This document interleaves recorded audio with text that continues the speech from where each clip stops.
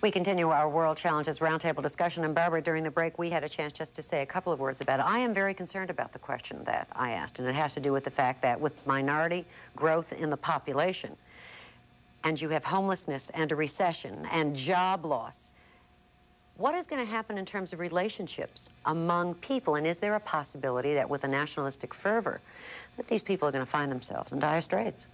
Well, that is the scary possibility, because in hard times, one of the easiest responses is scapegoating, is to find somebody else. It could be Jews, it could be blacks, it could be whoever, to blame it on. I think, you know, we have to get back to the old idea that people who are hurting, who are in financial trouble, have to get together across lines of race and ethnicity that might separate us. That's the only way to respond, is collectively and trying to change things together. And Mr. Lawson, in keeping in touch with this, what about Bush's civil rights program and the idea that here we're having enormous growth in minority figures? Is it going to lead to quotas? Are we going to make more room for competent people to get into the mix? Well, I've never had problems with quotas. I don't know exactly how that particular term, quotas, has been so vilified in the course of the last 10 years.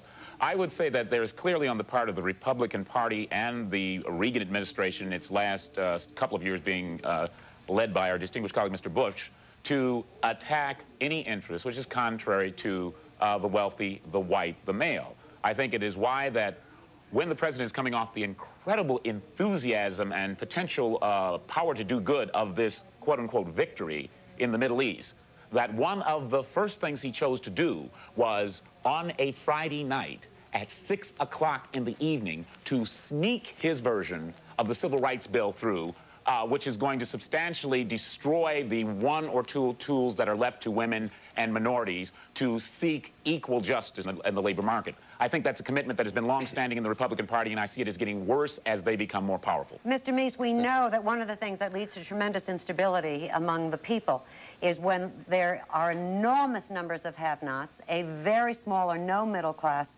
and then the rich. Are we headed more and more in that direction? No, obviously we're not, because we're not having a decrease in the middle class. We're actually having an improvement in the economy for all classes, or we have had. Now, during a recession, obviously, a recession which is caused in part by the high taxes that were imposed and partially because of the deficit, I think we have problems. But the last way to deal with those is to follow Mr. Lawson's suggestion and have increase in discrimination. But Mr. Meese, that's just not, I just have to stop you, that's just not factually true. Oh, yes, you it is. Probably, no, it is. let me go back to what isn't. No. It is, the middle class has decreased. I mean, economists all know, yes, it has. Only because some of the middle class have gone into the upper class. The gap between the wealthy and the poor has gotten greater and greater, so that we now have an income distribution in this country which is parallel exactly like that of India or many other very poor third world countries. We have that is absolutely ridiculous. No, you're just absolutely untrue. Will tell you, No, absolutely untrue. Listen, the actual facts are that all classes have improved their income between 1983 and 1988. All classes' income improved. No, Family income, yes, it did.